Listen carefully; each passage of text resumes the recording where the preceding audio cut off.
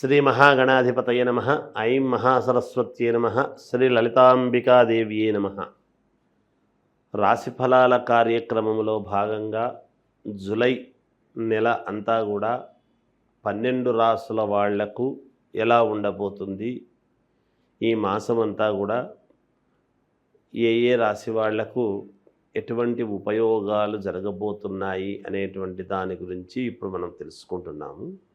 అయితే శుక్రుడు స్వక్షేత్రగతుడై ఈ జూలై 2వ తారీఖు నుండి శుక్రుడు ఎప్పుడైతే వృషభములో ఉండబోతూ ఉన్నాడో, తర్వాత కుజకేతువులు ఇద్దరూ కూడా సింహములో ఉండేటువంటి దాని వలనను,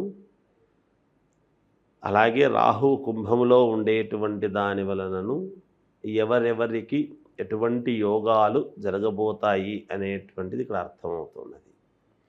ఈ గ్రహాల యొక్క మార్పు సందర్భాన్ని బట్టి జరిగినప్పుడల్లా మన జీవితంలో కూడా వాళ్ళ పర్సనల్ జాతకాల్లో కూడా మార్పులు జరుగుతాయి, గోచార ఫలితాల యొక్క రీత్యా.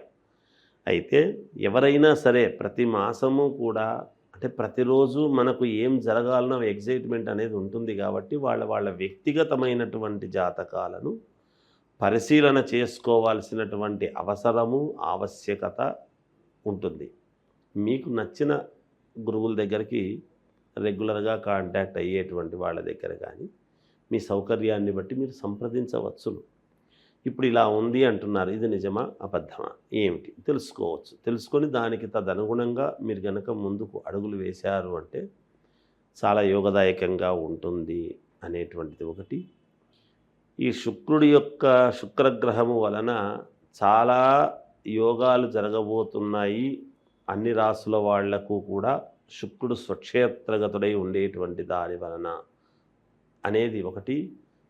రెండవది, ఎప్పుడైతే రవి స్థానంలో కేతు ఉన్నాడో ద్వంద్వ రీతిలో 2 రకాల యోగాలు మిగతా వాళ్ళందరికీ కూడా రాబోతున్నాయి అనేది తెలియజేస్తూ, వృషభ రాశి వారికి ఈ జూలై మాసమంతా కూడా ఎలా ఉన్నది అంటే చాలా బాగుంది, అనుకూలవంతమైనటువంటి ఫలితాలు గోచరిస్తున్నాయి అనేటువంటిది తెలుస్తూ ఉన్నది. ఈ వృషభ రాశిలోనే శుక్రుడు 2వ తారీఖు నుండి ఎప్పుడైతే ఉంటుందో ఒక వెలుగు వెలగటానికి అవకాశము, అలాగే భూముల పరంగా కానీ స్త్రీ పరంగా కానీ చాలా యోగాలు కలిసొచ్చేటువంటి విధానముగా ఉండబోతూ ఉన్నది. అంతేకాకుండా సమస్యల నుండి పరిష్కారం అనేటువంటిది వెతుకుతారు, ఆ పరిష్కార మార్గం దొరుకుతుంది గాక మీకు. కీర్తి ప్రతిష్టలు పెరుగుతాయి, అనుకున్నటువంటి పనులు అనుకున్న విధముగా సకాలములో పూర్తి చేసుకోవటం జరుగుతుంది. వృత్తి ఉద్యోగాల్లో ఉండేటువంటి వాళ్లకు అధికముగా మేలు జరిగే అవకాశాలు ఈ మాసంలో చాలా ఎక్కువగా ఉన్నాయి. అలాగే అధికారులు మీ పనితీరును చూసుకొని మెచ్చుకునేటువంటి విధానముగా ఉంటుంది. దాని వలన కొన్ని ఉపయోగాలు కూడా మీకు ఉంటాయి గాక. వ్యాపారాలు చేసుకునేటువంటి వాళ్లకు విశేషమైనటువంటి లాభాలు అనేటువంటివి గడిస్తారు. రెగ్యులర్గా వచ్చేటువంటి లాభాల కంటే ఏముంటాయి అనుకోవచ్చు, కానీ గ్రహస్థితులు అనుకూలముగా ఉన్నప్పుడు 10 రూపాయలు రావాల్సిన చోట 11, 12 ఇంకా కాస్త కొంచెం ఎక్కువ రావడం అనేది జరుగుతుంది గాక. అలాగే కొన్ని వ్యవహారాలలో అవరోధాలు అనేటువంటివి కలిగినప్పటికీ మామూలుగా వ్యవహారాలు ఉంటాయి. ఏదో ఉదయం లేచినప్పటి నుంచి ఏదో ఒక వ్యవహారం అనేది మనిషికి ఉంటుంది. అలా వ్యవహారాలలో కొన్ని ఇబ్బందులు అనేటువంటివి తలెత్తినప్పటికీ వాటిని అధిరోహించి ముందుకు వెళ్ళటం అనేది జరుగుతుంది గాక. ఆదాయానికి ఎటువంటి లోటు ఉండదు.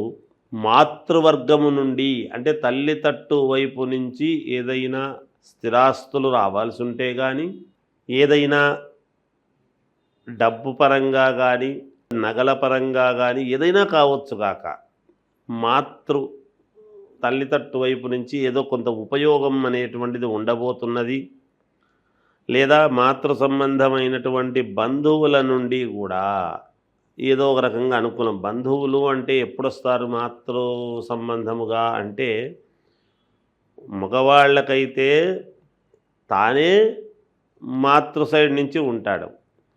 ఆడవాళ్లకు అయితే మాతృ సంబంధమైనటువంటివి అని ఉండవచ్చును. ఇక్కడ రెండూ వాడుకోవాల్సింది. వీళ్ళకు ఉన్నాయి, వాళ్లకు ఉన్నాయి. అప్పుడు ఇంకొకరింటికి పోయిన తర్వాత తల్లి వైపు నుండి, తల్లి బంధువుల నుండి అంటే మేనమామ కావచ్చు తల్లికి, ఇంకొకరు కావచ్చు తల్లికి తోడబుట్టినటువంటి వాడు ఈ అమ్మాయికి చేయడము, అన్నదమ్ములు చేయటము, లేదు అన్న భార్య వదిన గుండా మా ఆడపడచ్చు కదా అని చేయటము, ఇలాంటివి ఏవో కొన్ని మేలు జరిగే అవకాశాలు ఉంటాయి తల్లి వైపు నుంచి అని అన్నప్పుడు. అది కొంచెం దీర్ఘంగా ఆలోచన చేసి మనం తీసుకోవాలి దాన్ని. అలా పాత మిత్రులతో సేవా కార్యక్రమాలలో పాల్గొనేటువంటి అవకాశం ఉన్నది. ఒక్కటి చెప్పవచ్చును, శుక్రుడు ఎప్పుడైతే ఇక్కడ ఇందులో ఉన్నాడో ఆకస్మిక ధనలాభం అనేటువంటిది కూడా మీకు ఉన్నది.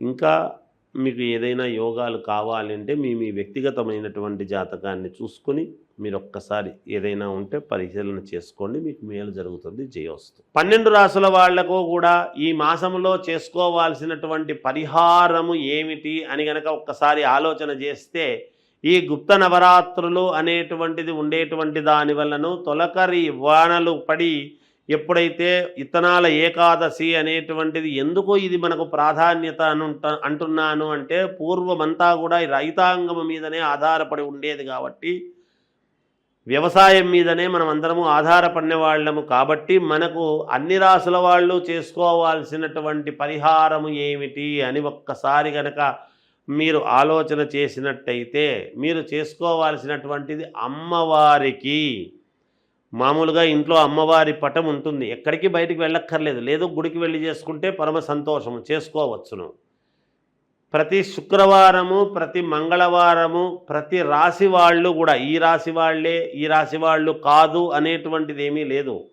12 రాసుల వాళ్ళు కూడా ప్రతి మంగళవారము, ప్రతి శుక్రవారము సాయంకాలము రాత్రి 10 గంటల లోపల మీరు చేయవలసినటువంటిది ఏమిటంటే, కాళ్ళు చేతులు కడుక్కున్న తర్వాత ఒక అమ్మవారి పటం ముందు కానీ, లేదా అమ్మవారిది విగ్రహం ఉంటే విగ్రహం ముందు కానీ కాసేపు ఒక్క 10 నిమిషాల పాటు కూర్చొని, 10 నిమిషాలు మాత్రమే కూర్చొని 5 తమలపాకులు, 5 ఒక్కలు, 5 పసుపు కొమ్మలు పెట్టి రాత్రిపూట, ఎందుకంటే గుప్త నవరాత్రులు అనేటువంటివి జరిగి ఉంటాయి కాబట్టి రాత్రికి చాలా ప్రాధాన్యత ఉన్నదని తెలియజేస్తున్నాను నేను మీ పనులు కావడానికి. అలా కూర్చొని అమ్మవారిని ఓం శ్రీమాత్రే నమః, ఓం శ్రీమాత్రే నమః, ఓం శ్రీమాత్రే నమః అనేటువంటి మంత్రాన్ని 108 సార్లు, అన్నిసార్లు మేము చేసుకోలేకపోతున్నాము గురువుగారు అంటే పెద్ద విషయం ఏమీ కాదు. మనకు పనులు కావాలి అన్నప్పుడు ఒక 108 సార్లు. అయితే నేను చెప్పినట్టుగా బయటికి మంత్రము చెప్పకండి, లోపల మనస్సులో మననము చెయ్యండి. మంత్రానికి మననం చేయటం అనేటువంటిది చాలా ఉన్నతమైనటువంటి విలువ కూడా. నేను బయటికి చెప్పకపోతే మననం చేస్తే మీకు ఎలా అర్థమవుతుంది? ఏదో గురువుగారు మూగ భాష చెప్పినారని అనుకుంటారు. అలా అనుకోకూడదని నేను బయటికి చెప్పాను. నిజానికి మంత్రాలు బహిర్గతం చేయరాదు, అందుకనే ఉపదేశం అంటారు, చెవులో చెప్పాలి. అయితే ఇప్పుడున్నటువంటి పరిస్థితుల దృష్ట్యా యావత్ ప్రపంచానికి ప్రసార మాధ్యమాల ద్వారా వీళ్ళు ఎంతో ఉన్నతముగా అందరికీ తెలియాలి అనేటువంటి తాపత్రయంతో చేస్తున్నందుకు గాను ఆ యొక్క దీన్ని మీరు సద్వినియోగం చేసుకుంటారు అనేటువంటిది అనుకుంటూ, ఈ యొక్క ఇది మీరు చేస్తే మీకు మేలు జరుగుతుంది అని తెలియజేస్తూ జయోస్తు.